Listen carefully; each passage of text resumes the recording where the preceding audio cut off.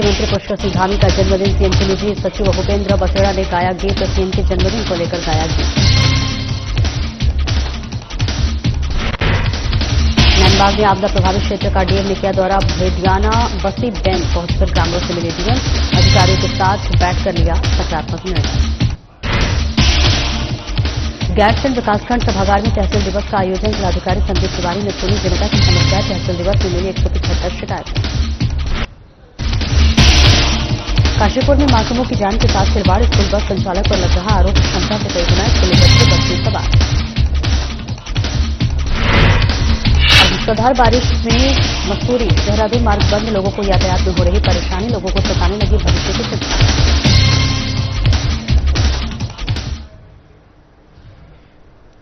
नमस्कार, स्वागत है आपका। मैं हूं आपके साथ सपना दीपक मदेशिया। बुलेटिन का आगाज करेंगे। मुख्यमंत्री पुष्कर सिंह धामी ने देव संस्कृति विश्वविद्यालय हरिद्वार द्वारा आयोजित अंतर्राष्ट्रीय सम्मेलन में शिरकत की। आइए अब आपको सीधे लिए चलते हैं देव संस्कृति विश्वविद्यालय हरिद्वार, जहां सीएम धामी सम्मेलन में उपस्थित गणमान्य उपस्थिति को संबोधित कर रहे हैं। महर्षि पतंजलि, जिन्होंने योग शास्त्र के माध्यम से शरीर, मन और आत्मा के संतुलन को वैज्ञानिक आधार पर स्पष्ट करते हुए मानव जीवन के सर्वांगीण विकास का मार्ग प्रशस्त किया। ये सभी हमारे गौरवशाली भारतीय वैज्ञानिक स्तंभ हैं, जिनके अमूल्य योगदान पर आज का आधुनिक विज्ञान आधारित है। भाइयों बहनों, आज विज्ञान और प्रौद्योगिकी के साथ साथ एआई भी व्यापक रूप से हमारे जीवन के हर पहलू को प्रभावित कर रहा है। अभी आप सब लोगों ने हमारे बड़े सभी विद्वान सभी यहां पर वक्ताओं के वक्तव्य यहां पर सुने हैं। एआई तकनीक न केवल हमारे दैनिक जीवन को आसान बना रही है, बल्कि उद्योग में, चिकित्सा में, शिक्षा, कृषि और अनेक क्षेत्रों में नवाचार की प्रगति का भी प्रमुख कारक बन रही है। यदि हम एआई की शक्ति का सही दिशा में और सही प्रकार से उपयोग करें तो ये अनेकों क्षेत्रों में सुधार लाकर करोड़ों करोड़ लोगों के जीवन को बेहतर बनाने में अपनी महत्वपूर्ण भूमिका निभा सकती है। इसकी सहायता से हम एक ऐसी दुनिया का निर्माण कर सकते हैं जिसमें सतत विकास के लक्ष्यों को प्राप्त करने में और आसानी होगी और आसानी से हम सतत विकास के लक्ष्यों को प्राप्त कर सकेंगे। चिकित्सा क्षेत्र में एआई का उपयोग करके हम रोगों को शीघ्र और सटीक निदान कर सकते हैं, जिससे लोगों को समय पर बेहतर स्वास्थ्य सुविधाएं मिल सकती हैं, स्वास्थ्य सेवाएं मिल सकती हैं। शिक्षा के क्षेत्र में एआई का उपयोग करके शिक्षण कार्य को और अधिक इंटरेक्टिव और प्रभावी बना सकता है। कृषि में एक एआई का उपयोग करके हम फसल उत्पादन को बढ़ा सकते हैं, जलवायु परिवर्तन के प्रभावों को समझ सकते हैं और किसानों की आय को दोगुना करने के उद्देश्य को साकार कर सकते हैं। हमारे राज्य की प्राकृतिक सुंदरता, संसाधनों की रक्षा के लिए भी एआई महत्वपूर्ण भूमिका निभा सकता है। एआई आधारित निगरानी प्रणालियां वन्य जीव संरक्षण के क्षेत्र में, वन संरक्षण, जल संसाधनों के संवर्धन और संरक्षण की सुरक्षा में बहुत महत्वपूर्ण साबित हो सकती है। इससे हम पर्यावरण को, इकोलॉजी और इकोलॉजी के बैलेंस को भी बनाने में सफल हो सकते हैं। जैसा कि आप सभी को भली भांति मालूम है कि आज समूचा विश्व जलवायु परिवर्तन की चुनौतियों से जूझ रहा है। चूंकि आदरणीय लोकसभा अध्यक्ष जी यहां पर हैं, तो मैं जरूर उनके समक्ष कहना चाहता हूं कि इस वर्ष हमको राज्य के अंदर, उत्तराखंड के अंदर, या मैं कहूं पूरे हिमालयन रीजन में, उत्तराखंड, हिमाचल प्रदेश, जम्मू कश्मीर या अरुणाचल नॉर्थ ईस्ट के प्रदेशों, सभी स्थानों पर पहले लोग कहते थे कि अत्याधुनिक अगर कहीं निर्माण हो रहा है तो वहां पर आपदाएं आ रही हैं। लेकिन मैं आपको बताऊं कि जितनी भी आपदाएं राज्य के अंदर घटित हुई हैं, मैं लगभग सभी स्थानों पर पहुंचा हूं और मैंने देखा है कि कहीं कोई निर्माण कार्य कुछ नहीं हुआ है। जैसे मैं अगर आपको धराली की बात करूं तो कोई ऐसा बहुत विशेष वहां पर कोई लोहा, कंक्रीट, सीमेंट का बहुत बड़ा जमावड़ा या बहुत बड़ा वहां पर कोई निर्माण कार्य हो, ऐसा नहीं है। इसी प्रकार से पौड़ी जनपद के भरसार क्षेत्र से आगे पैठानी के पास सैंजी गांव, जहां एक भी निर्माण नहीं है, केवल सामान्य गांव, वहां पर एक ही गांव में 22 स्थानों पर बादल फट जाता है। थराली में बादल फट जाता है, चेपड़ों में बादल फट जाता है। पौसारी गांव बिल्कुल सीमांत क्षेत्र, हमारा पिंडारी ग्लेशियर के पास का क्षेत्र, वहां भी कोई निर्माण कार्य नहीं, लेकिन वहां भी बादल फटने की ये घटना होती है और अपने साथ पूरा सैलाब लाती है। तो ये कहीं ना कहीं ये जो ग्लोबल वार्मिंग जिसकी बात हम सब लोग करते आए हैं, हमारे वैज्ञानिक करते हैं, उसका असर अब यहां पर दिखाई दे रहा है। तो ऐसे में अगर एआई आधारित प्रणाली होगी तो आपदाओं को हम रोक नहीं सकते, लेकिन प्रिडिक्टिव होकर यदि हमको पहले इसकी जानकारी मिल जाएगी तो जान माल की जो बड़ी क्षति होती है उस क्षति को भी हम बचा सकते हैं। और मैंने भारत सरकार से भी, माननीय प्रधानमंत्री जी से, गृह मंत्री जी से और जो एजेंसियां हैं उनसे मैंने अनुरोध किया है कि राज्य के अंदर जो इस प्रकार के ग्लोबल वार्मिंग के कारण से जो ये आपदाएं आ रही हैं, इनका एक आकलन भी होना चाहिए। हम राज्य के स्तर पर भी कर रहे हैं। और वही मुख्य सचिव पुष्कर सिंह धामी का आज जन्मदिन है, जहां मुख्यमंत्री आवास में वरिष्ठ निजी सचिव के पद पर तैनात और उत्तराखंड के सुप्रसिद्ध लोक गायक भूपेंद्र बसेड़ा ने सीएम धामी के जन्मदिन पर धामी धामी धामी कोई नहीं सानी चंदन अक्षत मिठाई भालका, माफ कीजिएगा, पिठाई भालका वो लाल है हिमाल का मधुर गीत गाया है। गीत में उन्होंने सीएम धामी द्वारा किए गए कार्यों को उजागर किया है। आइए अब आपको सुनाते हैं भूपेंद्र बसेड़ा का ये मधुर गीत।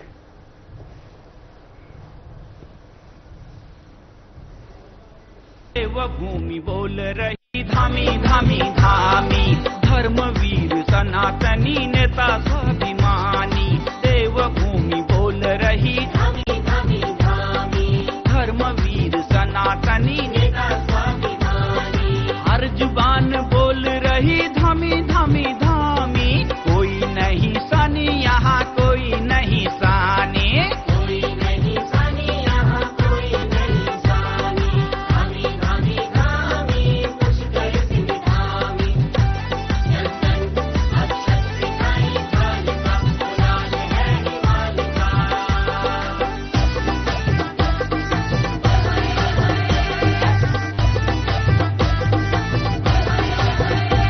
काल यात्रा की कर दी शुरुआत रे, मानस खंड चारों धाम खिल रहे विकास से। आयुष्मान योजना में सबका उपचार है, कौशल विकास द्वारा उद्यम रोजगार है। श्रमिक किसान बोल रहे धामी धामी धामी, सैनिक महान बोल रहे सब यही जुबानी। खेल खिलाड़ी बोल रहे गढ़ दी रे कहानी, कोई नहीं सानी यहाँ कोई नहीं सानी। धामी धामी धामी पुष्कर सिंह धामी, धामी धामी धामी पुष्कर सिंह धामी।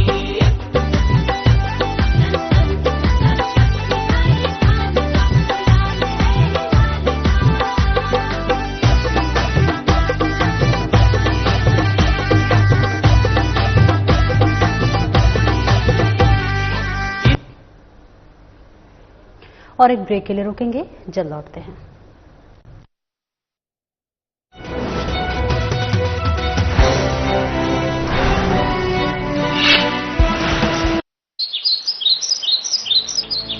उत्तराखंड, जहां हर सुबह शुरू होती है योग से।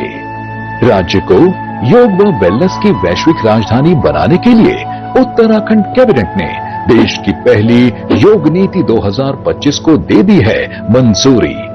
2030 तक के लिए मंजूर योग नीति के तहत राज्य सरकार उत्तराखंड में 5 नए योग हब स्थापित करेगी, जिसमें जागेश्वर, मुक्तेश्वर, व्यास घाटी, टिहरी और पोलीढेक झील क्षेत्र को योग हब के तौर पर विकसित करने का लिया है निर्णय। पर्वतीय क्षेत्रों में योग और वेलनेस केंद्र में निवेश पर 50% सब्सिडी दी जाएगी, जबकि मैदानी क्षेत्रों में 25% तक मिलेगी सब्सिडी। राज्य में खोले जाने वाले योग व ध्यान केंद्रों का किया जाएगा पंजीकरण। राज्य के 300 से अधिक आयुष, हेल्थ एवं वेलनेस केंद्रों में शुरू किया जाएगा योग। राज्य में योग व प्राकृतिक चिकित्सा निदेशालय का किया जाएगा निर्माण। योग नीति के तहत राज्य में करीब 13,000 से अधिक रोजगार होंगे सृजित। इसके अलावा 2,500 से अधिक योग शिक्षकों के लिए योगा सर्टिफिकेशन बोर्ड से होंगे प्रमाणित। इससे 10,000 से अधिक योग अनुदेशकों को होम स्टे, होटल आदि में रोजगार मिलने के बढ़ गए हैं अवसर। मुख्यमंत्री पुष्कर सिंह धामी जी का हार्दिक अभिनंदन, जिन्होंने योग नीति लागू करके बेरोजगार योग प्रशिक्षकों को एक अवसर प्रदान किया है, जिससे कि योग और वेलनेस केंद्र खोलने पर सब्सिडी मिलेगी। सरकार की योग नीति से हम सभी को फायदा हो। मुख्यमंत्री पुष्कर सिंह धामी की दूरदृष्टि से वैश्विक संवाद का केंद्र बन रहा है उत्तराखंड। यहाँ योग सिर्फ अभ्यास नहीं, एक जीवन है।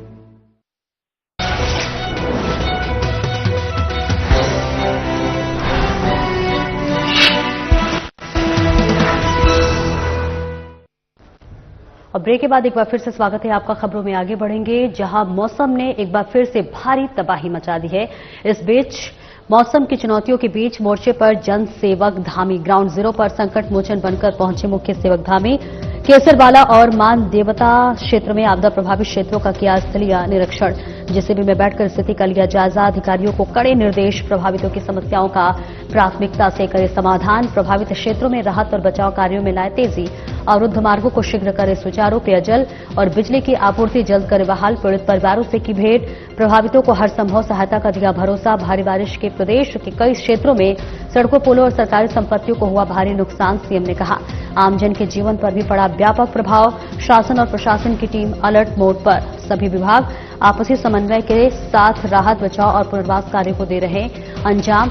नदियों के जलस्तर में वृद्धि को देखते हुए आपदा से निपटने के लिए बरती जा रही विशेष सतर्कता। आपदा परिचालन केंद्र और विभिन्न जिलों की परिस्थितियों की सीएम लगातार कर रहे हैं समीक्षा। जिलाधिकारी से कर रहे हैं नियमित संपर्क। प्रभावित जनजीवन को पटरी पर लाने का कर रहे हैं कार्य। आपदा को लेकर पीएम मोदी और केंद्रीय गृह मंत्री अमित शाह ने भी ली जानकारी। हर संभव मदद का दिया आश्वासन।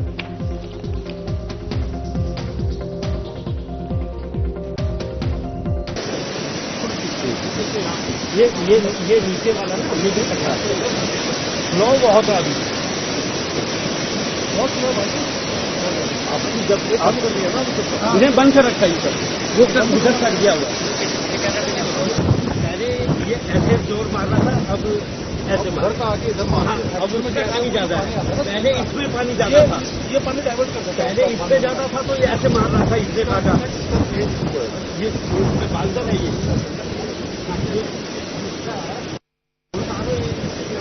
कल रात्रि को जो तेज बारिश हुई है, उससे हमारे यहाँ की सभी नदियाँ उफान पर हैं और कई जगह बादल फटा है। करीब 25-30 स्थानों पर सड़क पूरी तरह से बह गई है। घरों को बहुत नुकसान हुआ है, सरकारी संपत्तियों को नुकसान हुआ है और पूरा जनजीवन अभी अस्त व्यस्त है। उसको सामान्य करने के लिए सभी प्रयास किए जा रहे हैं। बहुत सारे संपर्क मार्ग कट गए हैं। अभी नदियों का जो जल स्तर है वो भी काफी बढ़ा हुआ है। पुल भी खतरे की जद में। आप देख रहे होंगे ये हमारा सोंग और बांदल पर, बांदल दो नदियां यहाँ पर मिलती हैं, उस पुल को भी खतरा हो गया है। उसका जल स्तर कम होगा। हम लोग सभी विभाग हमारे युद्ध स्तर पर काम कर रहे हैं, सभी कोऑर्डिनेशन कर रहे हैं। आज आदरणीय प्रधानमंत्री जी ने भी प्रातःकाल सारी जानकारी ली है। उन्होंने चिंता व्यक्त करी और हर प्रकार से हमको आश्वासन दिया है अपने गृह मंत्री जी ने कि हर समय राज्य में जो आपदा आई है, आज देहरादून में जो बड़ी जल भराव और बादल फटने से नुकसान हुआ है, उसके बारे में आकलन किया है। उनका भी धन्यवाद भी करता हूँ। और हमारा प्रयास है कि हम हर प्रकार से जो आपदा पीड़ित हैं, आपदा प्रभावित हैं, उन सभी को हम लोग हर प्रकार से जो है सहायता करके जनजीवन को फिर से पुनः लाने के लिए सभी विभाग हमारे युद्ध स्तर पर। और देश के प्रधानमंत्री नरेंद्र मोदी के जन्मदिन के अवसर पर हार्दिक बधाई और शुभकामनाएं। पीएम मोदी के नेतृत्व में वैश्विक मंच पर भारत की छवि दमदार हुई है। एक भारत श्रेष्ठ भारत का सपना साकार हुआ। पीएम मोदी के नेतृत्व में विश्व में भारत नई ऊंचाइयों को छू रहा है। प्रधानमंत्री नरेंद्र मोदी के दूरदर्शी नेतृत्व में भारत न केवल एक शक्ति बनकर उभरा है, बल्कि दुनिया की तीसरी बड़ी अर्थव्यवस्था की राह पर तेजी से अग्रसर हो रहा है। देखिए हमारी ये खास रिपोर्ट।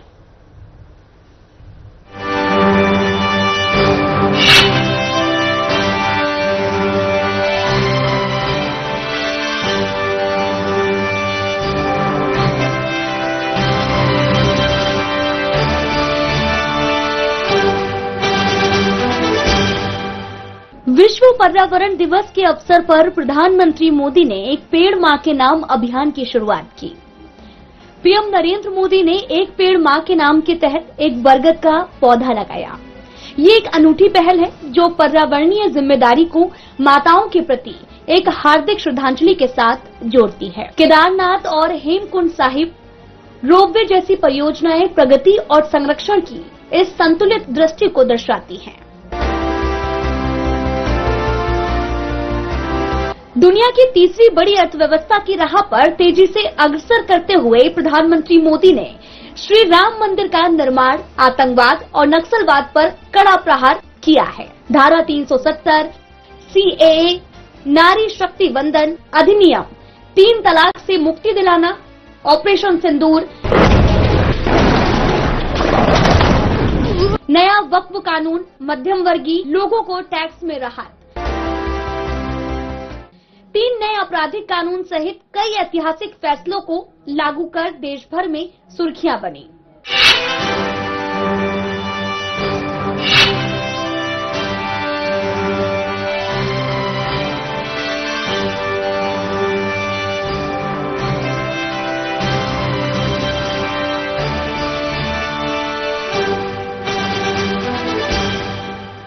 इसके साथ एक राष्ट्र एक चुनाव को लेकर बढ़ रहे हैं आगे। पीएम के फैसले मील का पत्थर साबित हो रहे हैं। पीएम नरेंद्र मोदी ने लाइफ मूवमेंट, एक वैश्विक पहल पर्यावरण के लिए जीवन शैली की शुरुआत की। भारत दुनिया की सबसे बड़ी स्वास्थ्य बीमा योजना आयुष्मान भारत का देश है। ये 500 मिलियन से अधिक लोगों के लिए जीवन रेखा बन रही है। आयुर्वेद, योग, यूनानी और सिद्ध जैसी पारंपरिक चिकित्सक प्रणालियों के लिए एक इकोसिस्टम स्थापित किया गया है। पीएम नरेंद्र मोदी के नेतृत्व में पिछले 11 सालों में भारत का स्वास्थ्य सेवा परिवर्तन व्यापक और करुणापूर्ण दोनों रहा है। सभी के लिए स्वास्थ्य की दृष्टि से निर्देशित सरकार स्वास्थ्य सेवा पहुंच का विस्तार, गुणवत्ता में सुधार और सामर्थ्य सुनिश्चित करने में अभूतपूर्व प्रगति की है। आयुष्मान भारत और ई-संजीवनी जैसी ऐतिहासिक पहलों ने खासकर ग्रामीण और कम सेवा वाले क्षेत्रों में चिकित्सक देखभाल को लोगों के करीब पहुंचाया। बुनियादी ढांचे, डिजिटल स्वास्थ्य टीकाकरण, मातृ और शिशु देखभाल और चिकित्सक शिक्षा में निवेश ने भविष्य के स्वास्थ्य सुरक्षा के लिए एक महत्वपूर्ण और मजबूत नींव तैयार की है। भारत ने अमृतकाल में कदम रखते ही समावेशी, लचीले और जन केंद्रित स्वास्थ्य सेवा पर ध्यान केंद्रित किया है। साधना प्लस न्यूज के लिए देहरादून से ब्यूरो चीफ कमल शर्मा की रिपोर्ट।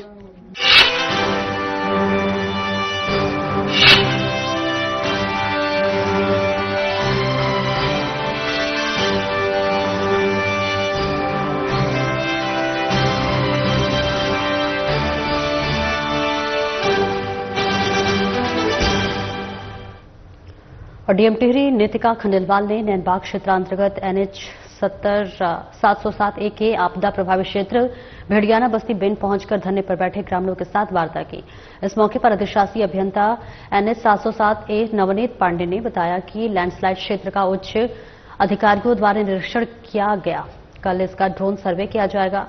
उन्होंने बताया है कि राष्ट्रीय राजमार्ग को ठीक करने में 1.5 से 2 माह का समय लगेगा। डीएम ने ग्रामीणों की मांग पर NH 707A के बनने तक वैकल्पिक व्यवस्था के लिए NH लोनीवी राजस्व विभाग के अधिकारियों को ग्रामीणों के साथ संयुक्त निरीक्षण कर रिपोर्ट प्रस्तुत करने के निर्देश दिए। साथ ही संरेखण कर संबंधित काश्तकारों के साथ बैठक आयोजित करने को कहा। उन्होंने ग्रामीणों को आश्वस्त करते हुए कहा कि जल्दी अधिकारियों के साथ बैठक सकारात्मक निर्णय लिया जाएगा। इसके साथ ही डीएम ने निरीक्षण के दौरान सड़क की नालियों की सफाई और झाड़ी कटान करने के भी निर्देश दिए गए।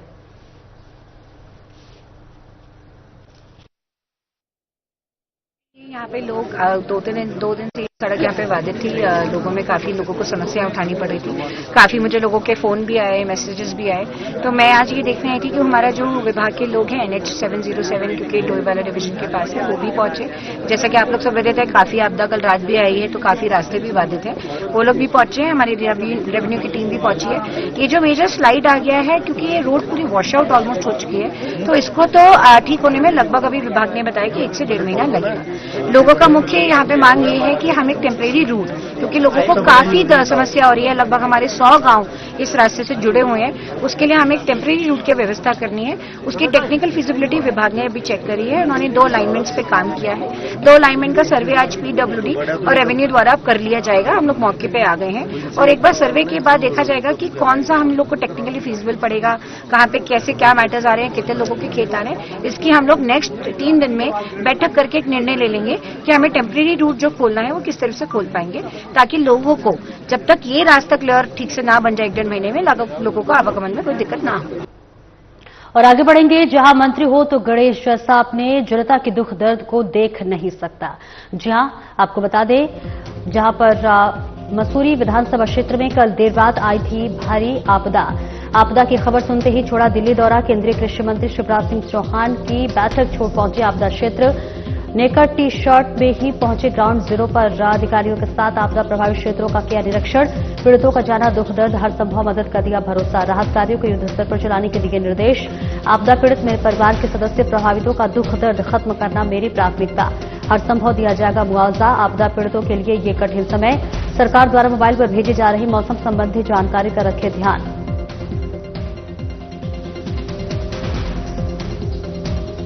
क्योंकि एक बार 2011 में भी यहाँ पर आपदा आई थी, लेकिन आज का दृश्य तो बहुत ही भयानक है। मैं एक एग्रीकल्चर की मीटिंग 10 बजे दिल्ली में होने वाली थी, उसके लिए दिल्ली जा रखा था। जैसे ही 5:30 बजे मेरी बेटी ने मुझे फोन किया, मैं वॉक से निकल रहा था, मैं उसमें सीधा मैंने गाड़ी, तो मैं यहाँ पर पहुंचा हूँ। रास्ते में प्रभावित उन्होंने हाल पूछे, पर अभी मेरी लगातार चीफ सेक्रेटरी से बात हुई है। जो हमारे कालीगाड़ में 26 लोग फंसे हुए हैं, उनको निकालना हमारी पहली प्राथमिकता है। और इस संकट की घड़ी में मैं तो इस क्षेत्र का विधायक हूं, ये मेरे परिवार के लोग हैं, पूरी सरकार इनके साथ खड़ी, जो हर मदद होगी आपदा पीड़ितों को हम देंगे और उनके बीच में। जिलाधिकारी संदीप तिवारी की अध्यक्षता में गैरसैंण विकासखंड सभागार में तहसील दिवस का आयोजन किया गया। इस दौरान जिलाधिकारी ने ग्रामीणों की शिकायतें सुनी। इस बीच ग्रामीणों की ओर से रखी गई 175 शिकायतों से अधिकांश शिकायतों का जिलाधिकारी ने मौके पर ही निस्तारण किया, जबकि शेष शिकायतों के त्वरित समाधान के लिए संबंधित अधिकारियों को निर्देश दिए। और इस अवसर पर उन्होंने कहा कि तहसील दिवस जनता और प्रशासन के बीच सीधा संवाद स्थापित करने का महत्वपूर्ण माध्यम है। ग्रामीणों की समस्याओं का समाधान प्राथमिकता से किया जाएगा, किसी भी स्तर पर लापरवाही बर्दाश्त नहीं की जाएगी। उन्होंने अधिकारियों को निर्देशित करते हुए कहा कि सभी विभागीय अधिकारी जनता की समस्याओं को गंभीरता से लें और समयबद्ध ढंग से कार्य करें, अन्यथा कड़ी कार्रवाई की जाएगी। आज तहसील दिवस गैरसैंण में हुआ, लोकसभा गैरसैंण में, और 175 शिकायतें विभिन्न विभागों की हमें प्राप्त हुई हैं, जिसमें हमने अधिकांश का मौके पर निस्तारण करने का प्रयास किया है और सभी विभागों को निर्देश दिए हैं कि जो शिकायतें अनिस्तारित रह गई हैं वो जनता से समन्वय करते हुए उनका अतिशीघ्र निस्तारण करें और जो मैटर्स शासन स्तर के हैं उनको तत्काल प्रभाव से शासन को अवगत कराना सुनिश्चित करें। और आगे बढ़ेंगे, जहां नेता प्रतिपक्ष यशपाल आर्य पहुंचे बागेश्वर, जहां लोगों से उनके दुख दर्द को जाना, समझा। आपदाग्रस्त क्षेत्र पौसारी, कपकोट सहित विभिन्न क्षेत्रों का किया स्थलीय निरीक्षण। आपदा प्रभावितों का जाना दुख दर्द। बागेश्वर क्षेत्र में आपदा से हुआ भारी नुकसान, नेता प्रतिपक्ष यशपाल आर्य ने कहा। नुकसान की भरपाई करना बेहद मुश्किल, काश्तकारों की फसलें और भूमि हुई तबाह, बुनियादी सुविधाओं को जल्द करना होगा बहाल। मुआवजा के मानकों से सरकार करे बदलाव, वही विस्थापन को लेकर ग्रामीणों से कर रहे मांग। नुकसान के आकलन को लेकर सरकार को भेजनी चाहिए विशेष टीम। प्रभावितों को जल्द मिले मुआवजा राशि। आपदाग्रस्त क्षेत्र में जल्द बनी ठोस कार्य योजना। सरकार की इस घाटी में दिलचस्पी नहीं।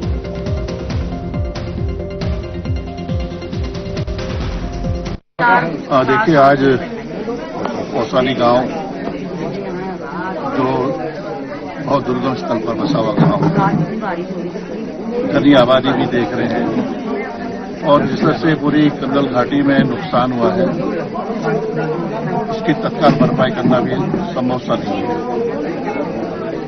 और देखा है हमने यहाँ की पीड़ा को देखा है, यहाँ पर सब कुछ तबाह हो चुका है, सब कुछ खत्म सा हो चुका है।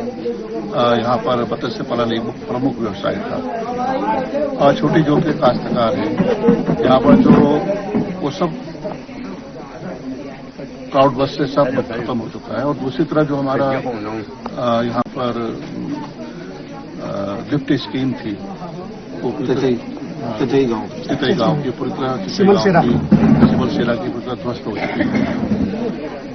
और पिछले वर्ष भी 2022-23 में जो आपदा इस क्षेत्र में आई थी, उसके बाद भी उस दौर में भी यहाँ पर कोई काम नहीं हो पाया। ये बड़ी विडंबना है।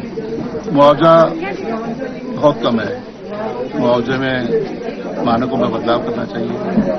और फिर हम कहें कि डबल इंजन की सरकार है तो स्थापन की मांग हमारी बहनें अभी यहाँ पे गए हैं। पिछले गांव में भी हम गए थे, हरबड़ में गए थे, वहां पर भी विस्थापन की मांग की है। तो ये सवाल है और सरकार को गंभीरता से इन क्षेत्रों का व्यापक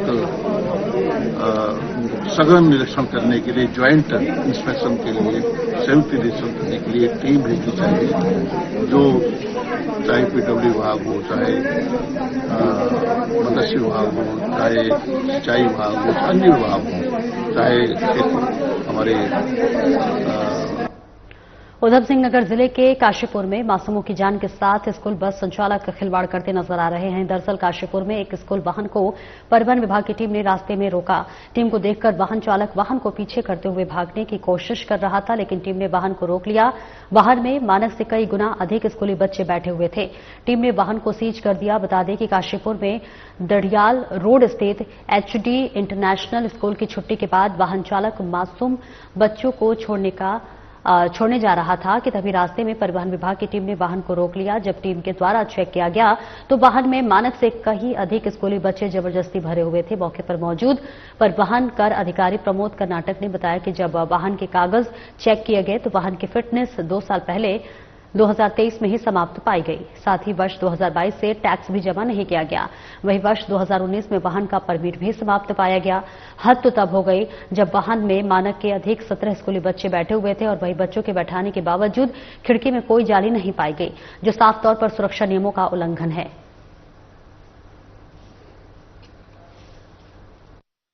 तो इसके कागज चेक किए गए, इसके फिटनेस खत्म है 2023 से, टैक्स नहीं जमा किया इसने 2022 से, और 2019 से इसका परमिट भी खत्म है। और स्कूल के बच्चे पूरे भरे हुए हैं, उसमें 16-17 बच्चे बैठे हुए हैं और इसको हम बंद कर रहे हैं, ऐलान करें। सवारी के अनुसार बच्चे होते हैं, लेकिन जो 12 साल से छोटे बच्चे हैं वो एक सीट पर 2 बैठ सकते हैं। जैसे ये 8+1 में पास है अगर, तो इसमें 16 बच्चे बैठ सकते हैं, छोटे 12 साल से छोटे। लेकिन ये बच्चे 12 साल से बड़े हैं, कुछ बच्चे इसमें। हम चेकिंग कर रहे हैं और भी कुछ वाहन को और चेक करते हुए देखते हैं। स्कूल बसों में जो भी नॉर्म्स है, स्कूल बस के नॉर्म्स भी पूरे नहीं किए गए हैं। इसके द्वारा जाली नहीं लगाई है, ग्रिल नहीं लगाया गया है किनारे, और इसमें फर्स्ट एड बॉक्स नहीं है, साथ में फायर एक्सटिंग्विशर भी नहीं है इसमें। अभियोगों पर इसका चालान किया जा रहा है, साथ में गाड़ी बंद की जाएगी क्योंकि इसके सारे प्रपत्र समाप्त हैं। HD इंटरनेशनल स्कूल, क्या सुना हुआ कर्नाटक। स्वर्णनगरी, नैनीताल और उसके आसपास समेत पूरे उत्तराखंड में मूसलाधार बारिश के चलते नदी नाले उफान पर आ जाने से साथ ही पहाड़ों से बड़े बड़े बोल्डर मलबा आ जाने से कई सड़क मार्ग बंद हो गए हैं। वहीं कई मार्ग सड़क धंसने से पूरी तरह से बंद हो गए हैं, जबकि वहां पर रह रहे निवासियों के लिए भी खतरा बन गया है। मार्ग के धंसने से लोगों को आने जाने में परेशानी का सामना करना पड़ रहा है। लोगों ने प्रशासन से बाधित मार्गों को जल्द से जल्द ठीक करने की मांग की है।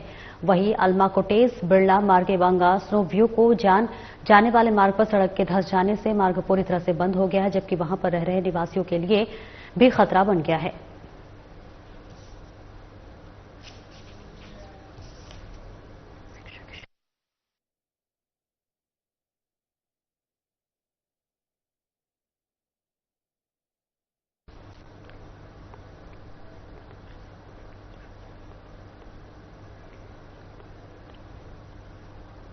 वही केंद्रीय मंत्री डॉक्टर राजेंद्र पहुंचे हुए थे ग्राफिक एरा, जहां पर उन्होंने बताते चले कि राज्य मंत्री डॉक्टर जितेंद्र सिंह पहुंचे। शिक्षा के क्षेत्र में बुलंदियों पर graphic era deemed university graphic era पहुंचे केंद्रीय राज्य मंत्री doctor Jitendra Singh. Graphic era के अध्यक्ष डॉक्टर कमल घनशाला और उपाध्यक्ष डॉक्टर राखी घनशाला ने केंद्रीय राज्य मंत्री शिक्षा मंत्री डॉक्टर धन सिंह और कुलाधिपति डॉक्टर रवि के सारस्वत का किया स्वागत और अभिनंदन। केंद्रीय विज्ञान एवं प्रौद्योगिकी राज्य मंत्री डॉक्टर जितेंद्र सिंह ने high performing centre of excellence का किया उद्घाटन। ग्राफिक एरा डिम्स यूनिवर्सिटी में 20 करोड़ रुपए की लागत से बना अत्याधुनिक सेंटर। दुनिया की मशहूर कंपनियां एप्पल और इंफोसिस के तकनीकी सहयोग से बना सेंटर दीर्घकालिक सफलता के लिए समन्वय करना होगा कार्य। डॉक्टर जितेंद्र सिंह ने कहा, अगली औद्योगिक क्रांति में एआई निभाएगा बड़ी भूमिका। एरा के एक्सीलेंस सेंटर को पीएम मोदी की भावना का स्वरूप बताया। केंद्र अनुसंधान और नवाचार को ले जाएगा नई ऊंचाइयों पर, युवाओं को मिलेगा आगे बढ़ने का अवसर। एप्पल और इंफोसिस ने एक्सीलेंस सेंटर के साथ साथ आईओएस सेंटर भी बनाया। डॉक्टर कमल घनशाला ने कहा, एआई के क्षेत्र में आधुनिक खोज करने में मिलेगी मदद। ये पात्र हैं प्रोफेसर कमल घनशाला, जिनकी सोच, जिनकी विजन का ये नतीजा है ये सेंटर ऑफ एक्सीलेंस। अपने में एक अलग तरह का, dedicated to the domain of artificial intelligence. और मुझे आभार प्रकट करना है शिक्षा मंत्री रावत साहब का, जो हमारे बड़े पुराने मित्र भी हैं, साथी भी हैं संगठन में भी, और जिस प्रकार से समर्पण भाव से, प्रतिबद्धता से उन्होंने उत्तराखंड में शिक्षा के क्षेत्र में अपनी सेवाएं दी हैं, वो अपनी तरह की औलाद है और उन्हीं ने मुझे यहां लाने का भी काम किया। तो मुझे इस बात का भी धन्यवाद करना है कि उन्होंने मुझे इस कार्यक्रम का हिस्सा बनाया। जहां तक इस आज के इस कार्यक्रम का ताल्लुक और ये जो नई फैसिलिटी यहां पर स्थापित की गई है, मैं तो ये संक्षेप में यही कहूंगा कि जो भारत सरकार का और प्रधानमंत्री मोदी ने जो विजन दिया है गत 11-12 वर्षों में, चाहे वो डिजिटल इंडिया, चाहे वो स्किल इंडिया, चाहे वो स्टार्टअप इंडिया है, उसके साथ ये पूरी तरह अलाइंड है। और आज के दौर में जबकि भारत सरकार और प्रधानमंत्री मोदी जी ने स्वयं ये स्पष्ट किया है कि प्राइवेट और पब्लिक सेक्टर के बीच की कोई खला रहनी नहीं चाहिए, क्योंकि अगर हमें इससे आगे बढ़ना है, जैसे विकसित भारत की यात्रा में हमें सफलतापूर्वक उस मकाम तक पहुंच रहे हैं, तो लाजिम है कि सब इकट्ठा होकर के चले।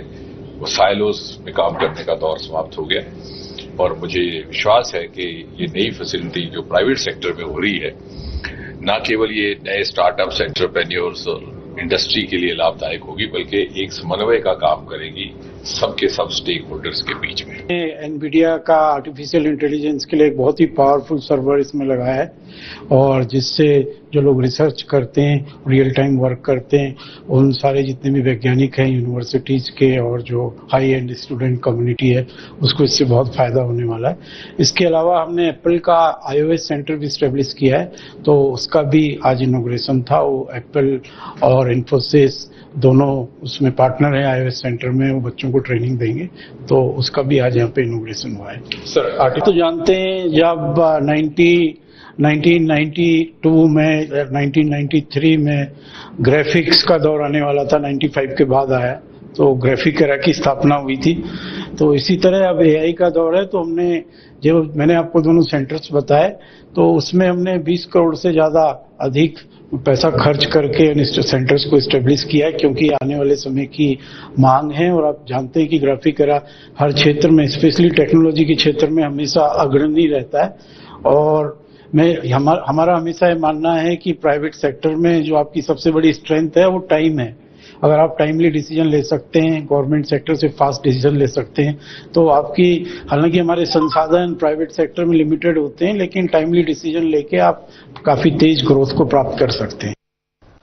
विगत रात्रि हुई मूसलाधार बारिश के बाद मसूरी देहरादून मार्ग बंद हो गया है। इस दौरान कई संस्थाओं पर सड़क टूट गई है, कई स्थानों पर सड़क टूट गई है और पानी और मलबा आने से यातायात बाधित हो गया है, जिस कारण मसूरी का संपर्क अन्य शहरों से कट गया है और सैकड़ों की संख्या में पर्यटक मसूरी में फंसे हुए हैं। कुछ पर्यटक पैदल ही देहरादून की ओर आ रहे हैं, वहीं मसूरी जा रहे कई मालवाहक वाहन बीच में फंस गए हैं, जिनमें राशन, सब्जी आदि भरे हुए हैं। शिव मंदिर के निकट पुल का एक हिस्सा भी टूट गया है। फिलहाल अगले 2 दिनों तक मार्ग खुलने की संभावना नजर नहीं आ रही है। इसके अलावा मसूरी देहरादून मार्ग पर खाला गांव को जाने वाला मार्ग भी पूरी तरह से क्षतिग्रस्त हो गया है और पूर्ण मसूरी रोड पर एक पुश्ता गिरने से लगातार खतरा बना हुआ है और कोठाल गेट के निकट पुलिस द्वारा बैरिकेड लगा दिया गया है और किसी को भी आगे नहीं जाने दिया जा रहा है। वहीं कोलू खेत के निकट सड़क का एक हिस्सा टूटने से मार्ग पूरी तरह बंद हो गया है। मानसून की जाती हुई बारिश एक बार फिर मानव को चेतावनी देकर जा रही है कि यदि प्रकृति के साथ छेड़छाड़ की गई तो भविष्य में मंजर और भयावह हो सकता है।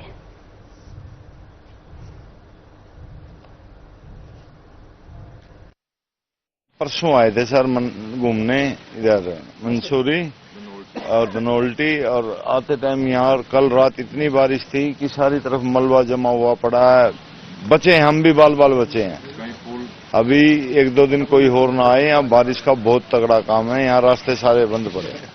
भयंकर बारिश हुई और एकदम से मतलब मलबा मुलबा आने लगे। हम लोग, हमारी गाड़ी वहाँ थी और ये अशोक लेलैंड वाला जो वहाँ खड़ा था उसके पीछे हम लोग खड़े थे। जैसे मलबा आया हमने बैक करके यहाँ लेके आए गाड़ी, और वो गाड़ी फंस गई वहाँ पर। हमारी जान तो बच गई। हाँ सर, हमें जाना था उत्तरकाशी सामान लेके, वो सब राशन रूसन पड़े सर इसमें ना। और एक ब्रेक के लिए रुकेंगे, जल्द लौटते हैं।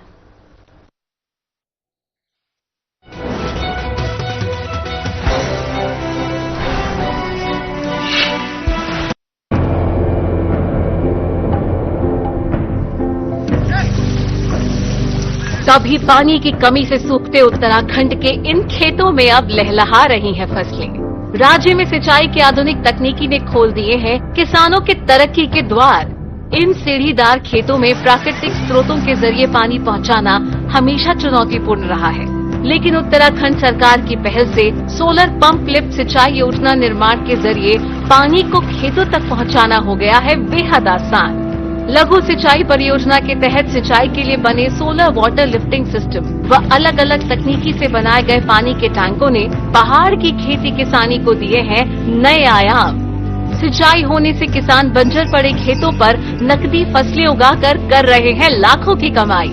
सौर ऊर्जा से चलने वाले पंपिंग सिस्टम से किसानों की बिजली पर निर्भरता भी हो गई है खत्म।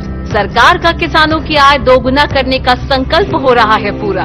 हमारे गांव में सोलर लिफ्टिंग पंपिंग योजना शुरू की गई, जहां पर हमारे समस्त गांववासी पुरानी खेती झंगोरा मंडवा और गेहूं मक्की उस पे निर्भर थे। आज इस सोलर पंप लगने से पूरे गांव में सिंचाई पर्याप्त रूप से हुई और हमने यहां पर नकदी फसलों का कार्य शुरू किया, जहां पर हमने शिमला मिर्च, बीन्स और टमाटर लगाने शुरू करे। जिन खेतों पे कुछ नहीं होता था, आज वहां पर नकदी फसलें बहुत अच्छी हो रही है और बहुत अच्छा दाम कमाया। पूरे गांव वालों को बहुत बड़ा फायदा मिला। अब तक सोलर पंप सिस्टम के तहत राज्य भर में 497 जियो और आरसीसी टैंकों का किया गया है निर्माण। स्थानीय संसाधनों के सतत प्रबंधन से उत्पादकता और ग्रामीण समुदाय की आय में वृद्धि करने के लिए प्रतिबद्ध है उत्तराखंड सरकार। सौर ऊर्जा से समृद्ध किसान, समृद्ध प्रदेश।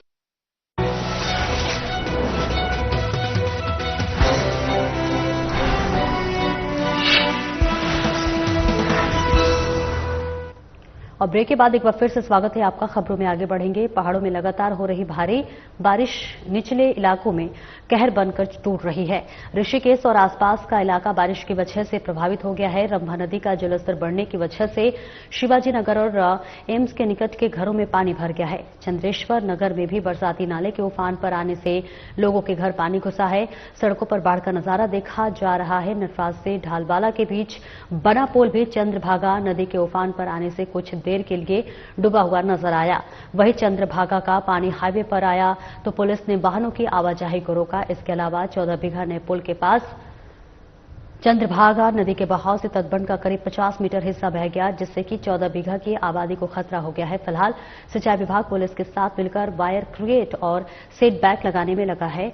और मनसा देवी क्षेत्र में भी जंगल का पानी भर गया है। मनसा देवी के निकट रेलवे ट्रैक भी जलभराव होने से डूब गया है। श्यामपुर नटराज बाईपास मार्ग भी पानी से लबालब है। रायवाला के निकट सौंग नदी भी उफान पर है। गंगा नदी खतरे के निशान से 1 मीटर नीचे बह रही है। त्रिवेणी घाट पर आरती स्थल गंगा में डूब चुका है। प्रशासन ने लोगों को गंगा और बरसाती नदियों से दूर रहने की सलाह दी है। ऋषिकेश और आसपास के इलाके में भारी बारिश की वजह से पूरा जनजीवन अस्त व्यस्त हो गया है। लोग घरों से बाहर नहीं निकल पा रहे हैं। कई इलाकों में पुलिस और एसडीआरएफ की टीम मदद के लिए पहुंची हुई है। पुलिस के अलावा एसडीआरएफ और प्रशासनिक मशीनरी इस भयावह स्थिति को देखते हुए एक्टिव है।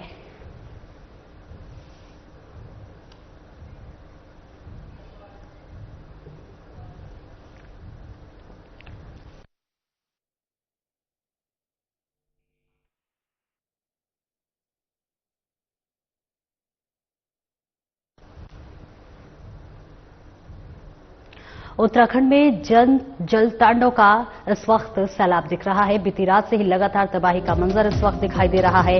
उत्तराखंड में जल तांडव का त्राहिमाम। बीती रात से मूसलाधार बारिश से दिल्ली राजधानी देहरादून में बादल फटने से मची भयानक तबाही। प्रेमनगर, परवल, टॉस नदी में बहे मजदूर, 15 शव बरामद, 10 से ज्यादा लापता। सहस्त्रधारा, टपकेश्वर और माल देवता में हुआ भारी नुकसान। घरों में घुसा मलबा। सहस्त्रधारा के मुख्य बाजार में मलबा आने से कई बड़े होटल और दुकानें क्षतिग्रस्त। मजाड़ा में 3 लोग मलबे में दबे, 1 घायल, 1 व्यक्ति लापता।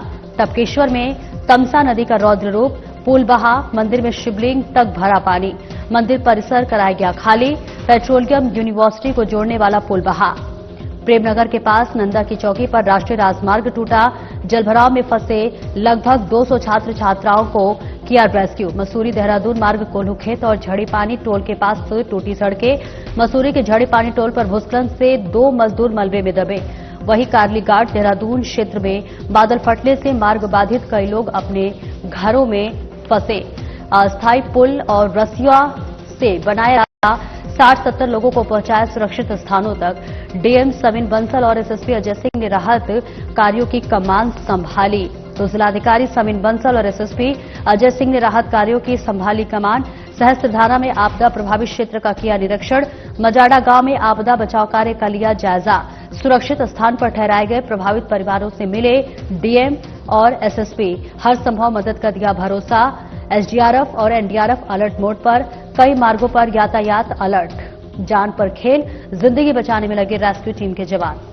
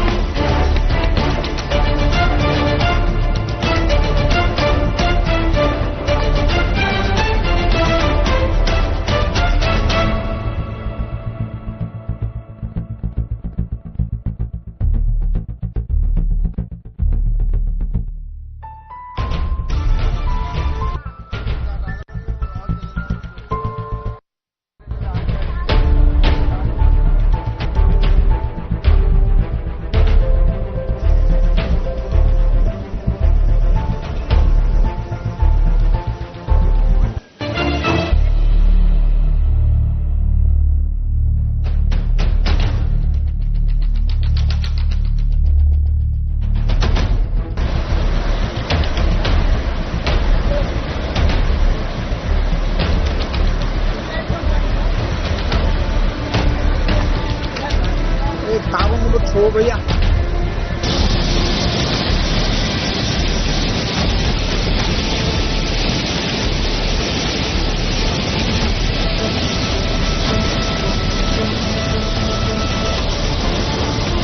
भले यहाँ पे डैमेजेस हुए हैं, लेकिन एक ऑल्टरनेटिव रूट्स हमारे लिए हर जगह का है। तो जो हमारी एसेंशियल सप्लाईज हैं या बाधित नहीं होंगी।